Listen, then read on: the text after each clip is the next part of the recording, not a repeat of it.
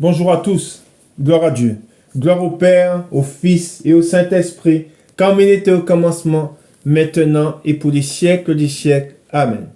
Dieu Tout-Puissant, au nom de ton Fils, notre Seigneur Jésus-Christ, nous te prions et nous te demandons de nous pardonner. Pardonne-nous nos offenses, comme nous aussi nous pardonnons à ceux qui nous ont offensés, et délivre-nous du malin. Délivre-nous de tout mal, Père éternel, au nom de ton Fils, notre Seigneur Jésus-Christ. Seigneur Jésus-Christ, Maître, toi le Fils unique du Dieu vivant, du Créateur du ciel et de la terre, du Créateur de toutes choses, nous te prions et nous te demandons de nous pardonner. Pardonne-nous nos péchés, comme nous aussi nous pardonnons à ceux qui nous ont offensés, et délivre-nous du malin.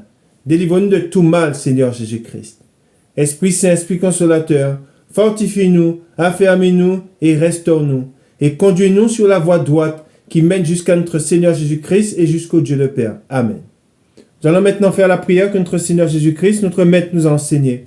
Et nous disons, Notre Père qui êtes aux cieux, que ton nom soit sanctifié, que ton règne vienne, que ta volonté soit faite sur la terre comme au ciel. Donne-nous aujourd'hui notre pain quotidien. Pardonne-nous nos offenses, comme nous aussi nous pardonnons à ceux qui nous ont offensés. Et ne nous induis pas en tentation, mais délivre-nous du malin, car c'est à toi qu'appartiennent dans tous les siècles le règne, la puissance et la gloire. Amen. Nous allons maintenant faire la lecture du psaume 92. Psaume cantique pour le jour du sabbat. Il est beau de louer l'Éternel et de célébrer ton nom, ô Très-Haut, d'annoncer le matin ta bonté et ta fidélité pendant les nuits, sur l'instrument à 10 cordes et sur le luth, au son de la harpe. Tu me réjouis par tes œuvres, ô Éternel, et je chante avec allégresse l'ouvrage de tes mains. Que tes œuvres sont grandes, ô Éternel, que tes pensées sont profondes. L'homme stupide n'y connaît rien, et l'insensé n'y prend point garde. Si les méchants croissent comme l'herbe, si tous ceux qui font le mal fleurissent, c'est pour être détruits à jamais. Mais toi, tu es le Très-Haut à perpétuité, ô Éternel, car voici tes ennemis, ô Éternel, car voici tes ennemis périssent. Tous ceux qui font le mal sont dispersés, et tu me donnes la force du buffle. Je suis arrosé avec une huile fraîche. Mon œil se plaît à contempler mes ennemis, et mon oreille à entendre mes méchants adversaires. Les justes croissent comme le palmier. Ils s'élèvent comme le cèdre du Liban, plantés dans la maison de l'Éternel. Ils prospèrent dans les parvis de notre Dieu. Ils portent encore des fruits dans la vieillesse. Ils sont pleins de sève et verdoyants, pour faire connaître que l'Éternel est juste. Il est mon rocher, et il n'y a point en lui d'iniquité. Amen. Gloire à Dieu. Gloire au Père, au Fils et au Saint-Esprit, comme il était au commencement, maintenant et pour les siècles des siècles. Amen. Avant de commencer, nous rendons grâce à Dieu. Nous rendons grâce à Dieu pour sa bonté, pour son amour, pour la vie qu'il nous a donnée. En lui, nous avons toutes choses. Et toutes choses ont été créées par lui. Et rien de ce qui a été créé n'a été créé sans lui. Et nous devons ne pas nous plaindre, mais nous devons le louer. Nous devons l'adorer. Et nous devons l'honorer en lui rendant le témoignage de ce qu'il a fait pour nous, de ce qu'il est pour nous. Qu'est-il pour nous? Un Père. Amen. Un Père. Un Père qui ne nous a pas jugés. On va lire un passage, vous allez comprendre. Un Père qui ne nous a pas condamnés. Il ne nous a pas condamnés. Alors que nous étions ennemis, il nous aimait. Il est mort pour nous. Nous qui étions éloignés de lui. Nous qui vivions dans le péché. Nous qui étions souillés. Nous que nous étions révoltés contre Dieu. Nous étions révoltés contre lui et nous avons connu Dieu. Nous avons connu son amour, cet amour qui est insondable. L'amour de Dieu. Et en préparant la parole du jour, conduit par l'Esprit, je me suis rendu compte que cet amour on peut difficilement l'exprimer, tellement c'est un amour qui est insondable. On ne peut pas témoigner de l'amour que Dieu a pour nous, et c'est quelque chose, on peut difficilement le vivre, mais on le ressent. On peut difficilement témoigner, dire, c'est un amour qui est débordant. Et l'exprimer avec des mots, il n'y a pas de mots. Il faut simplement le vivre. Et c'est pour cela qu'aujourd'hui, nous appelons tous ceux qui sont éloignés de Dieu, tous ceux qui sont éloignés de cet amour, nous les appelons à se tourner vers cet amour pour qu'ils puissent le connaître. Car c'est seulement le connaissant, en allant cet amour et en le connaissant, qu'ils prendront la mesure de comment Dieu est. Quand on dit que Dieu est un Dieu d'amour, il est véritablement un Dieu d'amour. Et nous savons qu'aujourd'hui nous sommes sous sa grâce. Pourquoi? Pourquoi nous sommes sous la grâce de Dieu? Pourquoi on dit que Dieu est un Dieu de miséricorde? Il est miséricordieux. Je vais vous donner le titre et le titre va répondre à cette question que je vous ai posée. Le titre de la parole du jour, je ne mettrai pas dehors celui qui vient à moi. Amen. Je répète, je ne mettrai pas dehors celui qui vient à moi. Il dit, celui qui vient à moi.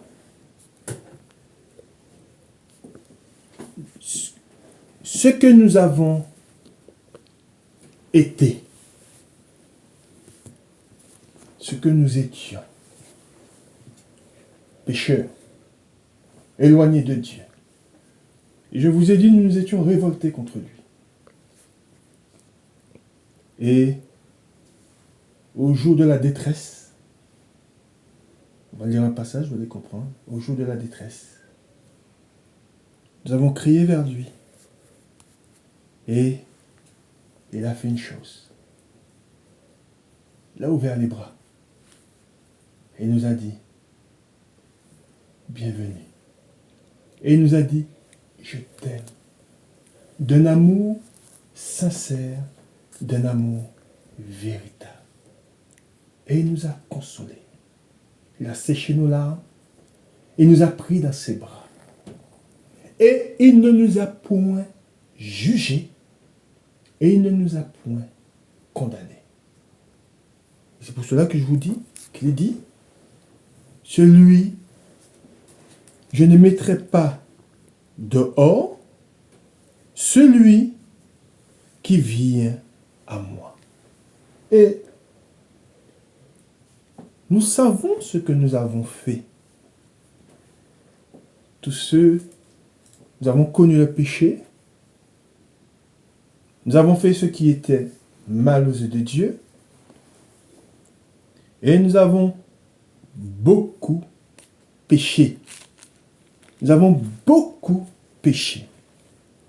Mais Dieu, dans sa parole, il dit, dans Romains, au chapitre 5 et au verset 20, il est écrit, Or, la loi est intervenue pour que l'offense abonde. Mais là où le péché a abondé, la grâce a surabondé. afin que comme le péché a régné par la mort, ainsi la grâce règne par la justice pour la vie éternelle. Par Jésus-Christ, notre Seigneur. Amen.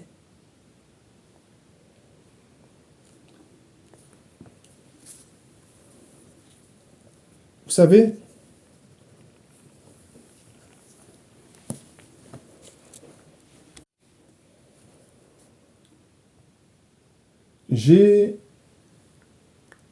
en tant qu'enfant, nous avons tous été enfants, et nous avons tous offensé nos parents. Nous n'avons pas toujours bien agi. Je n'étais pas un enfant obéissant. Quand j'étais petit, et je passe le bonjour à ma mère et à mon père, je n'étais pas un enfant sage. Et je leur ai donné beaucoup de tracas. Et j'ai donné beaucoup de tracas à mon père et à ma mère. Et tout ce que j'ai fait, dans tout ce que j'ai fait à mon père et à subir à mon père et à ma mère, ils ne m'ont point rejeté. Ils ne m'ont pas mis dehors. Oh, j'ai fait, et je leur demande pardon. J'ai fait les 400 coups. Mais mon père ne m'a jamais mis dehors. Et je sais qu'il m'aime. Je sais que je suis aimé de mes parents. Nous sommes aimés de nos parents. Ils nous ont donné la vie. Ils ont pris soin de nous. Ils nous ont chéris. Alors, bien sûr, tous n'ont pas eu cette grâce, car beaucoup de parents agissent mal avec leurs enfants. Mais les enfants aussi agissent mal avec leurs parents. Et je vais vous raconter 2 faits. Un premier fait, c'est une fille qui a porté plainte contre sa mère. Elle a porté plainte contre sa mère parce que sa mère lui a donné la vie. Voilà cette génération méchante et adultère. Les enfants viennent à se retourner contre leurs parents qui leur ont donné la vie. Ils les ont chéris. Ta mère t'a donné la vie, elle t'a allaité, t'a mis, dès qu'elle est sortie du sein maternel, on l'a posée sur le sein de la mère. Hein? La mère l'a pris dans ses bras, le père l'a pris dans ses bras, et cet enfant était aimé. Et un jour, cet enfant se révolte. Cet enfant est pris de haine contre ses parents et poursuit ses parents parce que ses parents, sa mère lui a donné la vie. Et c'est un fait réel. Elle a poursuivi sa mère au tribunal parce que sa mère lui a donné la vie. Deuxième fait que je vais vous raconter, ça s'est passé aux États-Unis, c'est une histoire très triste. Nous savons que Dieu dit, l'Éternel châtie, l'Éternel châtie celui qui l'aime. Nous savons que si nous avons été un père qui châtie son enfant, un père qui corrige son enfant, c'est un père qui aime son enfant. Ce n'est pas un enfant qui est voué à lui-même, ce n'est pas un enfant qui est abandonné. C'est un enfant dont son père prend soin de lui. Et l'aimant, qu'est-ce qu'il fait? Quand il fait ce qui est mal, il le corrige. Il n'est pas voué à lui-même. Il n'est pas abandonné. Alors aujourd'hui, on voit qu'il y a beaucoup d'enfants qui sont abandonnés, voués à eux-mêmes. Les parents qui sortent à minuit, qui rentrent, peu importe à l'heure qu'ils rentrent. Les parents ne se soucient pas de ce qu'ils font. Mais un parent qui se soucie de ses enfants, qui prend soin de ses enfants, c'est un père qui est tout le temps derrière son enfant. Et qui le remet dans le droit chemin. Et c'est un père qui avait réussi dans la vie. Il était millionnaire. Et il avait élevé ses enfants. Et il se retrouvait à élever ses enfants seul. Et il faisait tout pour... il prenait soin de son fils. Son fils avait 18 ans. Il était majeur. Hein, mais il prenait soin de lui. Il lui payait des études. Il faisait tout pour lui. Mais voyant que son fils ne faisait pas ce qui était droit, avait de mauvaises fréquentations, ne travaillait plus à l'école, son père a décidé de lui couper les vivres. Mais Pas pour lui faire du mal, mais pour le ramener dans le droit chemin, pour qu'il prenne conscience ce qu'est la vie. Hein? Qu'il faut travailler, qu'il faut... Et Dieu nous dit, c'est pas en restant couché que les choses vont se faire. Hein? Nous devons travailler, nous devons... Et enseigner nos enfants à travailler, nous devons leur enseigner qu'est-ce que la vie. Hein? Mais cela se fait premièrement par la connaissance, nous amener la connaissance à Dieu. Et cet enfant, ne voulant rien entendre, qu'est-ce qu'il a fait? Il a comploté. Et cela nous rappelle quelque chose. Il a comploté de le faire mourir. Il a comploté. Voyant que son père lui avait coupé les vives. Cet enfant a mis en place, a médité un complot avec son meilleur ami.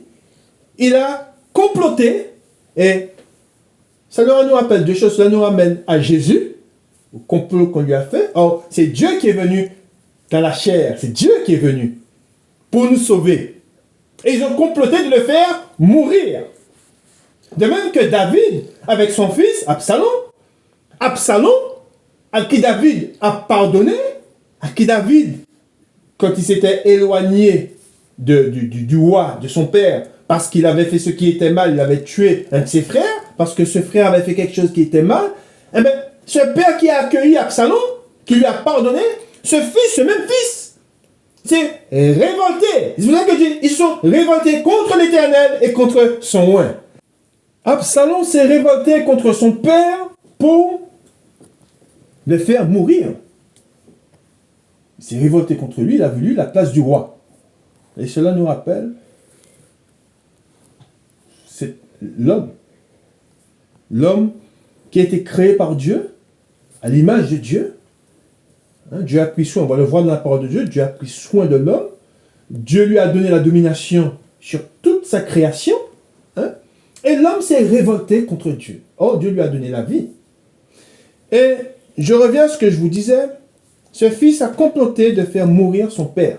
Parce que son père lui avait coupé les vives. Parce que son père voulait l'enseigner. Et lui montrer que ce qu'il faisait était mal. Et, avec son meilleur ami, ils ont mis en place le complot. Et un soir, alors que son père dormait à l'étage, il a voulu faire quoi? Un cambriolage. Il s'est mis une cagoule. Il est rentré par une porte ou par une fenêtre. Et son père, en entendant du bruit, en bas, est descendu. Il est sorti de son lit, il est descendu. Il est tombé nez à nez avec son fils. Mais il ne savait pas que c'était son fils. Et le fils avait une arme. Et le fils, qu'est-ce qu'il a fait? Il a tiré sur le père. Et le père a eu un réflexe, c'est qu'il a arraché la cagoule. Et là, le père, en voyant que c'était son fils qui lui tirait dessus, l'adrénaline a fait qu'il a marché. Il a pris le canon dans ses mains. Il n'a pas porté de coup à son fils. Il n'a pas... C'est là... Il était stupéfait de voir que son propre fils lui tirait dessus. Il tenait l'arme dans sa main. Il avait l'arme collée à lui. Et avec sa main, il prenait l'arme et il marchait sur son fils. Et tout en marchant sur son fils continuait à lui tirer dessus. Et après, les enquêteurs, quand ils ont fait l'enquête, ils ont vu que le fils, au fait, ce qui l'intéressait le fils, c'était de s'accaparer. Et cela nous rappelle le diable. Hein, cela nous rappelle aussi Absalom. Hein. Le fils a voulu s'accaparer, ne voulant rien faire dans sa vie, ne voulant pas se donner la peine de travailler. Hein. Eh bien, il a voulu éliminer celui qui lui faisait obstacle. Et on voit que cette génération, l'homme veut éliminer Dieu. Parce que Dieu lui fait obstacle. Parce que Dieu veut l'empêcher. Dieu veut nous... Quand Dieu nous donne les commandements, quand Dieu nous parle, quand Dieu cherche à nous conduire, pour que justement on ne puisse pas se perdre. Et on voit que cette génération, les hommes aujourd'hui, ils vont se perdre. Ils vont aller Ils vont tout droit vers les ténèbres. Et Dieu cherche, Dieu étant un Dieu d'amour, un Père, il cherche à nous avertir. Mais on voit qu'ils se sont révoltés contre l'Éternel et contre son oint. Et Dieu, étant venu dans la chair, quand il fait, ils ont comploté de le faire mourir. Amen. Et ce fils n'a eu aucun, on le voit. Et on va voir ce que la parole de Dieu nous dit. Pour s'accaparer des richesses. Oh Dieu, il nous a donné autorité. Dieu nous a donné autorité sur toutes choses. Nous dominons sur tout ce qu'il a créé. Et on va le voir dans la parole de Dieu. Mais ils veulent plus. Ils veulent plus. Ils veulent le trône de Dieu. C'est pour cela qu'ils ont tué Jésus. Parce qu'ils veulent son trône. Et c'est pour cela que dans la parole de Dieu, on va voir ce qui est écrit dans la parole de Dieu, mais c'est pour ça que je vous ai dit que l'amour, et on voit, nous qui avons mal agi avec Dieu, nous qui avons fait ce qui est mal avec Dieu, Dieu ne nous a point rejetés. Des hommes ont haï Dieu. Des hommes, voilà. Il y a un homme qui expliquait, qui disait que quand on a cherché à le... On a amené la lumière à Dieu, on a amené la parole de Dieu, il s'est saisi de la Sainte Bible, il a déchiré. Et aujourd'hui, grâce à Dieu, cet homme est revenu dans son bon sens. Mais c'est ça la réaction des hommes. Ils ont de la haine contre Dieu. Tout ce que les hommes font aujourd'hui, c'est parce qu'ils ont de la haine contre celui qui les a créés. C'est quelque chose de terrible. L'enfant à qui j'ai donné la vie, l'enfant que j'ai chéri, l'enfant que j'ai allaité, cet enfant que j'ai chéri, s'est révolté contre moi. Il veut ma mort. Alors, qu'ils se sont révoltés contre Dieu, ils se révoltent contre Dieu, Dieu leur dit, ma main est toujours tendue. C'est terrible. Alors qu'ils veulent le tuer, qu'ils ont de la haine contre Dieu. Et Dieu le sait, Dieu connaît leur cœur. Et il dit, ma main est toujours tendue. Et c'est pour cela qu'il dit, il nous dit, et c'est Jésus qui dit, je ne mettrai pas dehors celui qui vient à moi. Il ne te juge pas. Mais il te dit une chose, reviens, revenez à moi, car vous vous êtes éloignés de moi. Revenez à moi, car vous vous êtes révoltés. Amen. Nous allons dans la parole de Dieu. Nous allons dans Jean, au chapitre 6, et nous lisons à partir du verset 37.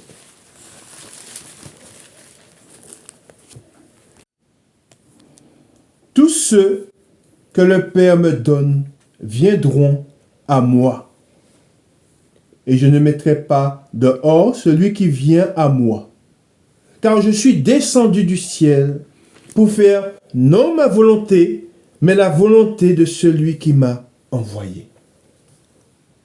Or, la volonté de celui qui m'a envoyé, c'est que je ne perde aucun de tous ceux qu'il m'a donnés, mais que je les ressuscite au dernier jour. La volonté de mon Père, c'est que quiconque voit le Fils et croit en lui ait la vie éternelle, et je le ressusciterai au dernier jour. Amen. Et ce que Dieu a à nous donné, c'est là qu'on voit l'amour, cet amour qu'il a pour nous. Dieu, il est mort pour nous. Jésus-Christ, il s'est donné, il s'est livré sur la croix pour que nous ayons la vie. Dieu a envoyé son Fils dans le monde afin que nous ayons la vie éternelle. Là qu'on voit l'amour qu'il a pour nous. Il veut que nous ayons la vie éternelle. Il veut que là où il est lui, là aussi que nous soyons. Amen. C'est ce qu'il veut pour nous. Amen. Et il a fait une chose.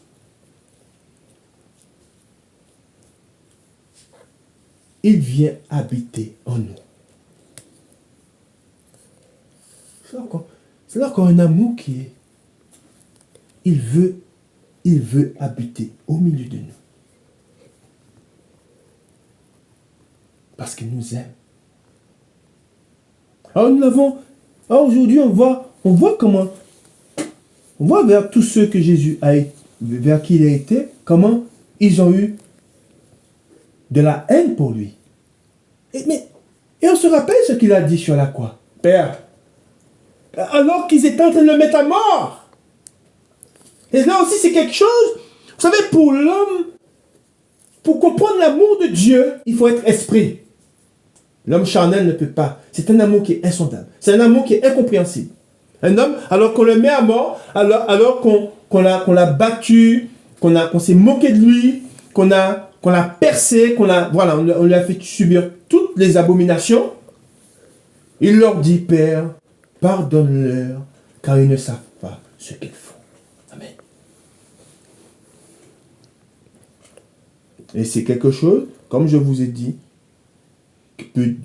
qu'on peut difficilement, tellement que c'est quelque chose, c'est un amour qui est insondable, il n'y a pas de mots pour décrire cet amour. Amen. Nous allons au psaume 107. Le psaume 107. Car c'est là, en lisant ce psaume, vous allez vous reconnaître. Car c'est là ce que nous avons été. Alors il est écrit, louez l'Éternel car il est bon. Amen. Car sa miséricorde dure à toujours. Qu'ainsi disent les rachetés de l'Éternel, ceux qu'il a délivrés de la main de l'ennemi et qu'il a rassemblés de tous les pays, de l'Orient et de l'Occident, du Nord et de la mer.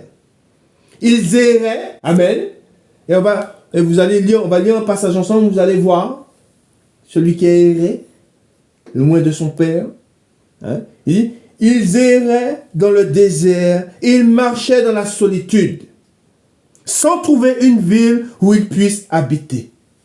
Ils souffraient de la faim et de la soif. Leur âme était languissante. C'est ainsi que nous avons été loin de Dieu. Amen.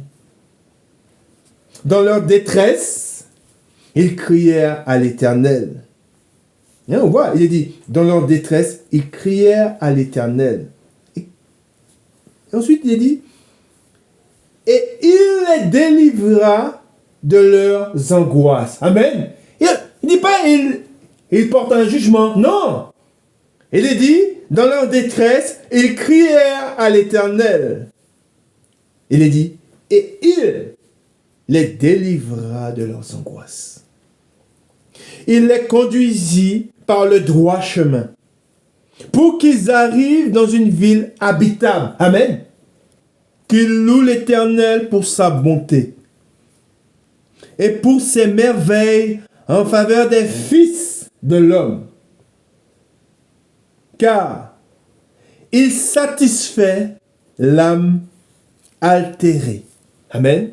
Je répète, car il satisfait l'âme altérée.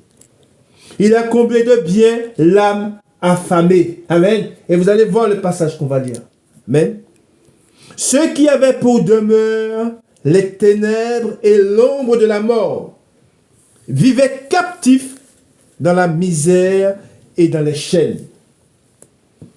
Et regardez ce qui est dit au 11. Parce qu'ils s'étaient révoltés contre les paroles de Dieu. Amen, je répète, parce qu'ils s'étaient révoltés contre les paroles de Dieu. Parce qu'ils avaient méprisé le conseil du Très-Haut. Il humilia leur cœur par la souffrance.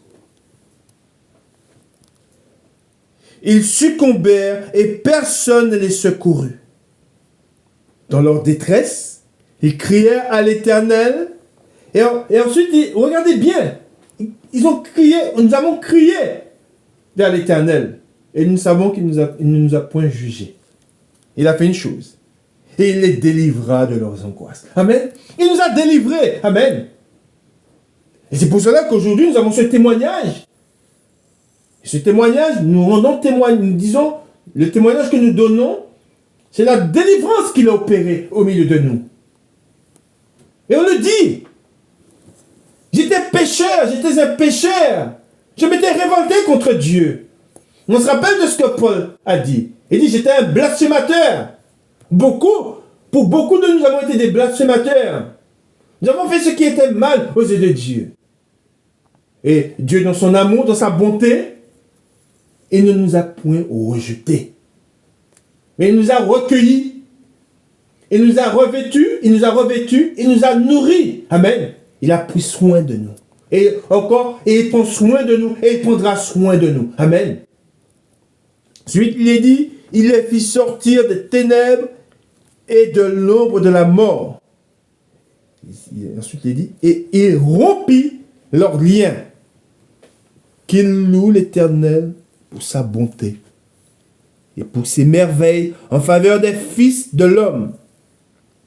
Car il a brisé les portes d'airain. Il a rompu les verrous de fer. Amen. Cette inimitié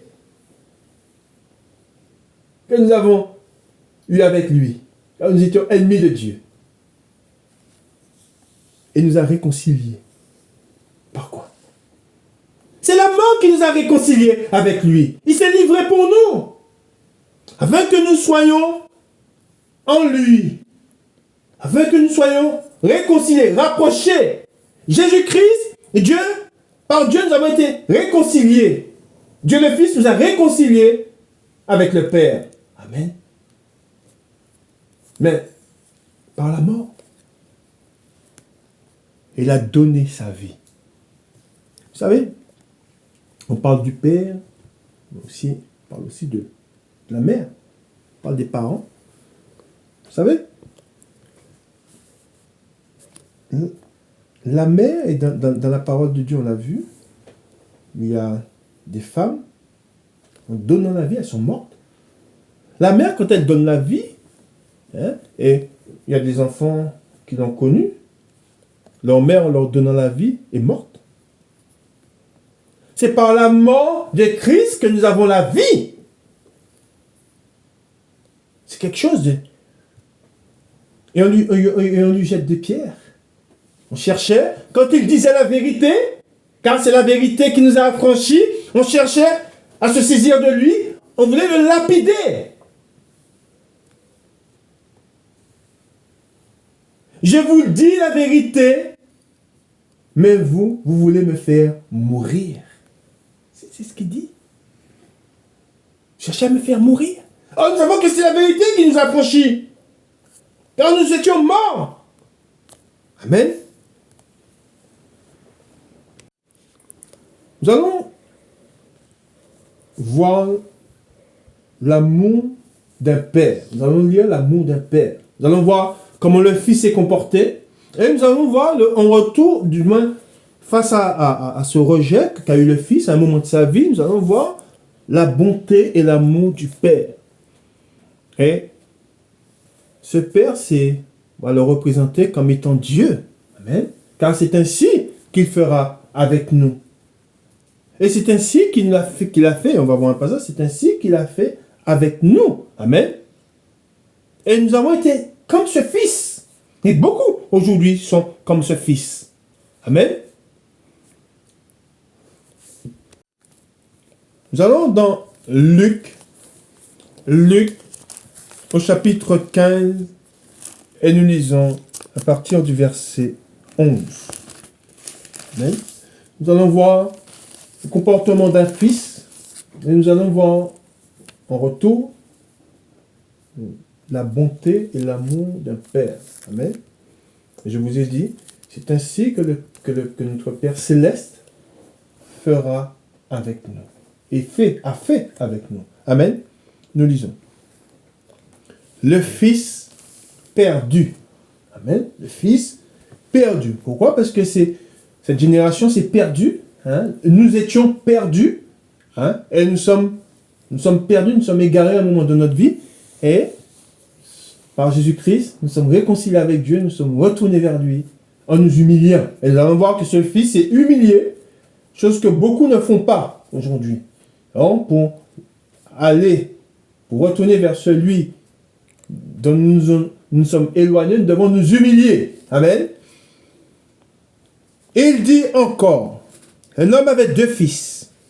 Le plus jeune dit à son père, mon père, donne-moi la part de bien qui doit me revenir. Amen. Il dit, donne-moi la part de bien qui doit me revenir. Et le père leur partagea son bien. Peu de jours après, le plus jeune fils, ayant tout ramassé, partit pour un pays éloigné, où il dissipa son bien en vivant dans la débauche. Lorsqu'il eut tout dépensé, une grande famine survint dans ce pays, et il commença à se trouver dans le besoin. Il alla se mettre au service d'un des habitants du pays, qui l'envoya dans ses champs garder les pourceaux.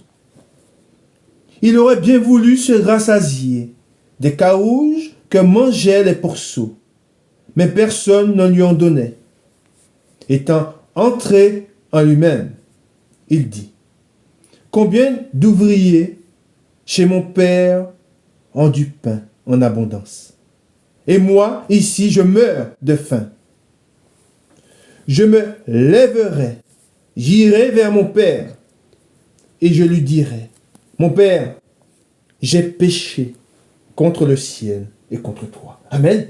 Et c'est pour cela que je dis, ce fils, à un moment, il est rentré en lui-même, il s'est sondé, il s'est humilié. Et c'est s'humilier de reconnaître ses fautes. Et celui qui vient à Christ doit venir à Jésus avec un cœur sincère et doit reconnaître, doit s'humilier, doit reconnaître que ce qu'il a fait, qu'il a mal agi, qu'il a fait ce qui était mal. C'est pour cela que nous avons lu le psaume. Nous avons lu ce psaume, c'est le psaume 107, et nous avons lu et nous avons vu. Et ce que nous avons lu, c'est ce que nous avons connu. Amen. Et il dit, au 19, « Je ne suis plus digne d'être appelé ton fils. Traite-moi comme l'un de tes ouvriers. » Il dit, « Traite-moi comme l'un de tes ouvriers. » Et il se leva et alla vers son père. Comme il était encore loin, son père le vit. Amen. J'ai dit, comme il était encore loin, son père le vit et fut ému de compassion. Amen. Il n'est pas dit, son père le vit et se détourna de lui, le ferma la porte. Non. Il est dit, son père le vit et fut ému de compassion. Il courut. Amen. Il dit, il courut se jeter à son cou, l'embrassa. Amen. Et cela nous rappelle Jésus. Nous avons ressenti cet amour qu'il a eu pour nous, qu'il a pour nous. Ensuite, il dit, le Fils lui dit, on voit l'amour du Père. Amen. Ensuite, il dit, le Fils lui dit, mon Père, j'ai péché contre le ciel et contre toi. Je ne suis plus digne d'être appelé ton fils. Mais, au 22, il est dit, mais le Père dit à ses serviteurs, apportez vite la plus belle robe et revêtez-le. Mettez-lui un anneau au doigt et des souliers aux pieds. Amenez le veau gras et tuez-le. Mangeons. Amen. On voit l'amour, la joie du Père d'avoir retrouvé son fils qui était perdu. Mangeons et réjouissons-nous. Car mon fils que voici était mort et il est revenu à la vie. Il était perdu et il est retrouvé. Et ils commencèrent à se réjouir. Amen. Or, le fils aîné était dans les champs lorsqu'il revint et approcha de la maison. Et il entendit la musique et les danses. Il appela un des serviteurs et lui demanda ce que c'était. Ce serviteur lui dit, ton frère est de retour et ton père a tué le veau gras parce qu'il a retrouvé en bonne santé. Amen. Il se mit en colère et ne voulut pas entrer. Son père sortit et le pria d'entrer. Mais il répondit à son père, voici, il y a tant d'années que je te sers sans avoir jamais transgressé tes ordres. Et jamais tu ne m'as donné un chevreau pour que je me réjouisse avec mes amis.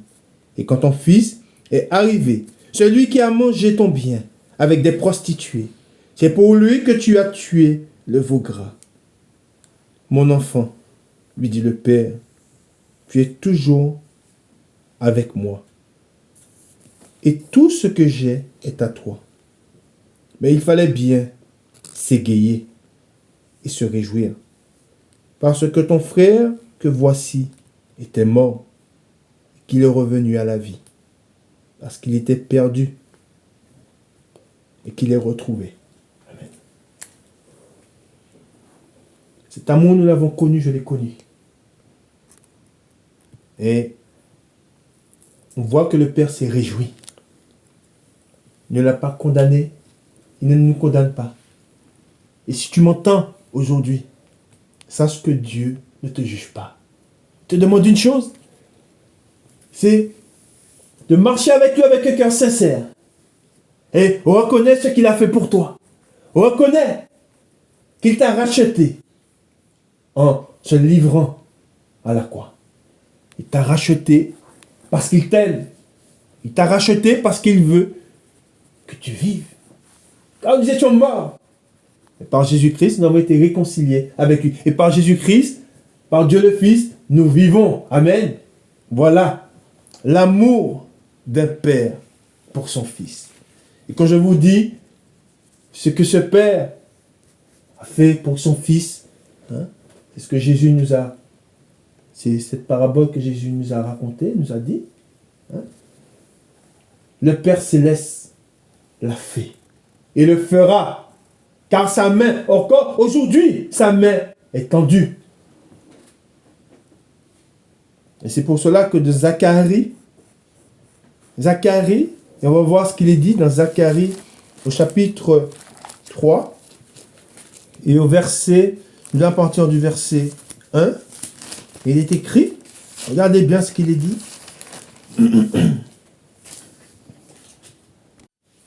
Il est écrit, il me fit voir Josué, le souverain sacrificateur debout devant l'ange de l'Éternel, et Satan qui se tenait à sa droite pour l'accuser. L'Éternel dit à Satan, que l'Éternel te réprime, Satan, que l'Éternel te réprime. Lui qui a choisi Jérusalem, n'est-ce pas là un tison arraché du feu? Or, Josué était couvert de vêtements sales. On se rappelle le fils. Or, Josué était couvert de vêtements sales. Et il se tenait debout devant l'ange. L'ange prenant la parole, dit à ceux qui étaient devant lui, ôtez-lui les vêtements sales. Puis il dit à Josué, vois, je t'enlève ton iniquité. et je te revais d'habits de fête. Amen. Et on se rappelle ce que le Père a fait. Il a fait une fête parce que son fils qui était perdu était retrouvé. Il dit, je dis, qu'on mette sur sa tête un turban pur. Et ils mirent un turban pur sur sa tête. Et ils lui mirent des vêtements. Amen. L'ange de l'Éternel était là. Amen. Gloire à Dieu, gloire au Père, au Fils et au Saint-Esprit, comme il était au commencement, maintenant et pour les siècles des siècles. Amen. Nous avons connu, nous savons ce que Dieu a fait pour nous au commencement. Et nous allons lire, nous allons nous rappeler. Car, vous savez, souvent les enfants portent des jugements sur leurs parents. Les enfants jugent beaucoup leurs parents.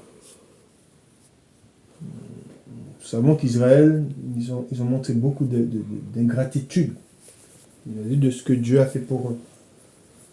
Alors qu'ils se révoltaient contre Dieu, ils faisaient ce qui était mal, ils se tournaient vers des dieux qui ne l'étaient pas. Et à chaque fois qu'ils criaient à Dieu, Dieu venait à leur secours. Et nous savons qu'aujourd'hui, les hommes portent beaucoup de jugements. Si vous parlez aux hommes autour de vous, vous verrez qu'ils ne rendent jamais grâce à Dieu pour tout ce que Dieu leur donne. Dieu, le souffle qu'ils ont, je l'ai déjà dit, ce souffle, c'est le souffle de Dieu. Dieu, il ramène le souffle, et comme a dit l'apôtre Paul, c'est par lui que nous avons le mouvement. Et c'est toute chose, c'est lui qui donne la rosée, c'est lui qui donne la pluie. Si, regardez quand il y a de la sécheresse, comment les hommes sont dans les mois. Quand il y a la sécheresse, il n'y a pas d'eau. Dieu nous donne l'eau, il nous donne le soleil, la chaleur, la pluie, la rosée, tout ce que nous voyons autour de nous, c'est... Et à aucun moment, l'homme ne se rend compte de tout cela. Des soins de Dieu. Des soins que Dieu, alors qu'ils sont ennemis de Dieu, ils se sont révoltés contre Dieu, Dieu leur apporte des soins. C'est quelque chose d'incompréhensible. Mais c'est pour ça que le Seigneur nous demande, il nous dit comment agir avec nos ennemis. Et il dit, et par là, vous serez fils de votre Père. Car Dieu, on voit que Dieu, il prend soin de ses ennemis. Et nous allons dans Genèse au chapitre 1, et nous lisons à partir du verset 26. Nous lisons. Création de l'homme et de la femme. Puis Dieu dit, faisons l'homme à notre image, selon notre ressemblance, et qu'il domine, on voit ce que Dieu, alors Dieu créa l'homme à son image, et il dit, et qu'il domine sur les poissons de la mer, sur les oiseaux du ciel, sur le bétail, sur toute la terre. Amen. Voilà ce que Dieu fit. Et sur tous les reptiles qui rampent sur la terre. Dieu créa l'homme à son image, il le créa à l'image de Dieu. Il créa l'homme et la femme. Dieu les bénit et leur dit, soyez féconds. Et dans tout ce que nous lisons, nous voyons l'amour de Dieu. Tout ce que nous lisons là, nous voyons son amour. Vous allez voir l'amour de Dieu. Dieu les bénit et Dieu leur dit, soyez féconds, multipliez, remplissez la terre et assujettissez-la et dominez sur les poissons, et c'est Dieu qui dit, et dominez sur les poissons de la mer, sur les oiseaux du ciel et sur tout animal qui se meut sur la terre. Et Dieu dit, voici, je vous donne toute herbe portant de la semence et qui est à la surface de toute la terre. Et tout arbre ayant en lui du fruit d'arbre et portant de la semence. Ensuite, il est dit, ce sera votre nourriture et à tout animal de la terre, à tout oiseau du ciel, et à tout ce qui se meut sur la terre, ayant en soi un souffle de vie. Je donne toute herbe verte pour nourriture. Et cela fut ainsi. Dieu vit tout ce qu'il avait fait, et voici, c'était très bon. Ainsi, il y eut un soir, il y eut un matin, ce fut le 6e jour. Amen. Nous allons au psaume 8. Au psaume 8. Et il est écrit, au psaume 8, et au verset 5. Qu'est-ce que l'homme pour que tu te souviennes de lui? Et le Fils de l'homme pour que tu prennes garde à lui. Tu l'as fait de peu inférieur à Dieu. Et tu l'as couronné de gloire et de magnificence. Tu lui as donné la domination sur les œuvres de tes mains. Tu as tout mis sous ses pieds. Amen. Et alors que Dieu a tout mis sous nos pieds, l'homme s'est révolté, se révolte contre Dieu. Ensuite, il dit, les brebis comme les bœufs, et les animaux des champs, les oiseaux du ciel et les poissons de la mer, tout ce qui parcourt les sentiers des mers. Éternel notre Seigneur, que ton nom est magnifique sur toute la terre. Amen. Et c'est pour cela que nous devons rendre grâce à Dieu, nous devons le louer, nous devons remercier Dieu en tout temps, car nous savons que toute chose, tout ce que nous avons et tout ce que nous voyons autour de nous, c'est par lui et c'est pour lui. Quand je dis c'est pour lui, il a créé toutes ces choses. Et c'est par lui que toutes choses ont été créées et pour lui. Amen. Ensuite, il est dit, continuons à voir l'amour que Dieu a pour nous. Qu'a fait Dieu? Nous savons que au commencement, ils ont fait ce qui était mal. Adam et Ève, ils ont fait ce qui était mal aux yeux de Dieu. Et Dieu les a chassés parce que Dieu, en lui, il n'y a point de péché, il n'y a point de ténèbres. Et le péché étant entré en eux, qui dit le péché dit la mort, Dieu étant le Dieu des vivants, non le Dieu des morts, Dieu les a chassés du jardin. Mais quand Dieu les a chassés, Dieu ne les a pas chassés comme ça. Il a fait une chose. Alors, il aura permis, il aura donné l'intelligence pour qu'ils puissent... C'est Dieu qui nous a donné l'intelligence pour que nous puissions... Tout ce que nous savons, tout ce que nous connaissons, c'est par lui. C'est lui qui nous a donné toute la connaissance, toutes ces choses-là. Mais il a fait une chose. Regardez le soin de Dieu. Nous lisons, nous sommes toujours dans Genèse, au chapitre 2. Et là, nous lisons Genèse, chapitre 2. Et nous allons partir du verset 18. Genèse, chapitre 2, verset 18. Quand nous étions au chapitre 1, 26, mais là nous lisons le chapitre 2, le 18. Il est écrit, « L'Éternel Dieu dit, il n'est pas bon que l'homme soit seul, je lui ferai une aide semblable à lui.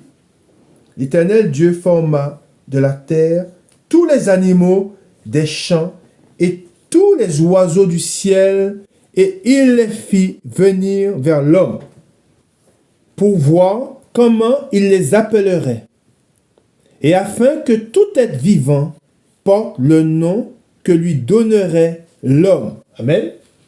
Ensuite, il dit, « Et l'homme donna des noms à tout le bétail, aux oiseaux du ciel et à tous les animaux des champs. Mais pour l'homme, il ne trouva point d'aide semblable à lui. Alors l'Éternel Dieu fit tomber un profond sommeil sur l'homme qui s'endormit. Il prit une de ses côtes et il referma la chair à sa place. L'Éternel Dieu forma une femme de la côte qu'il avait prise de l'homme et il l'amena vers l'homme. Et l'homme dit, voici cette fois celle qui est eau de mes eaux et chair de ma chair. On l'appellera femme, parce qu'elle a été prise de l'homme. C'est pourquoi l'homme quittera son père et sa mère et s'attachera à sa femme, et ils deviendront une seule chair. Ensuite, il est dit, alors on voit ce que Dieu, l'amour de Dieu, là on voit tout l'amour de Dieu. Et ensuite, il est dit, l'homme et sa femme étaient tous deux nus. Et ils n'en avaient point honte. Et nous sommes toujours, là nous avons lu le chapitre 2, là nous allons au chapitre 3, et nous allons voir le soin, ce que Dieu, l'amour de Dieu et le soin que Dieu porta à l'homme et à la femme. Il est dit au chapitre 3, le verset 21, « L'Éternel Dieu fit à Adam et à sa femme des habits de peau, et il les en revêtit. » Amen.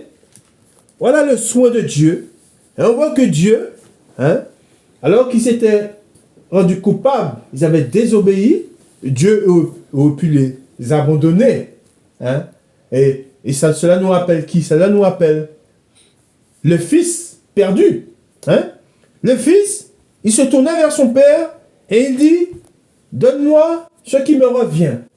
Or, il était toujours, le bien qu'il a demandé, c'était le bien qui était au père. C'est comme si le père lui avait donné son héritage. Et le père aurait pu lui dire, ben écoute, puisque tu veux partir de chez moi, va et vole de tes propres ailes. Travaille et comme ça, tu pourras subvenir à tes besoins. Et de même que Dieu, quand il chassa Adam et Ève, parce qu'ils avaient désobéi, ayant désobéi à Dieu, Dieu a pu les livrer, les laisser, les abandonner, les renvoyer comme ça, nus. Mais Dieu, il est dit, Dieu dans son amour, dans le soin, dans son amour qu'il avait pour l'homme et les soins qu'il a apportés à l'homme, il est dit, l'Éternel Dieu fit à Adam et à sa femme des habits de peau et il les a revêtis. Amen. Voilà l'amour que Dieu a eu et a pour nous. Pour nous, nous, ces créatures, car ils ont été créés à l'image de Dieu. Amen. Mais nous savons qu'étant réconciliés avec lui, par Jésus-Christ, nous devenons fils de Dieu. Amen. Voilà ce que nous pouvons dire sur ce qu'il y avait à dire sur cette première partie, car nous allons faire cette parole en deux parties. Amen. Et nous allons continuer à lire et à voir l'amour de Dieu, car c'est très important, il est très important que nous puissions nous rappeler et ne pas oublier et l'amour qu'il a pour nous et comment il s'est livré, et de même qu'il s'est livré pour nous, aujourd'hui, de même qu'aujourd'hui, nous, dans cette vie nouvelle que nous avons avec Dieu, nous devons nous abandonner, nous livrer à lui. Ne pas compter, ne pas regarder à ce que nous lui donnons, car nous savons qu'il nous a donné en premier et qu'il nous a aimés en premier. Amen. Gloire à Dieu, gloire au Père, au Fils et au Saint-Esprit, comme il était au commencement, maintenant et pour des siècles des siècles. Amen. Bon dimanche à vous.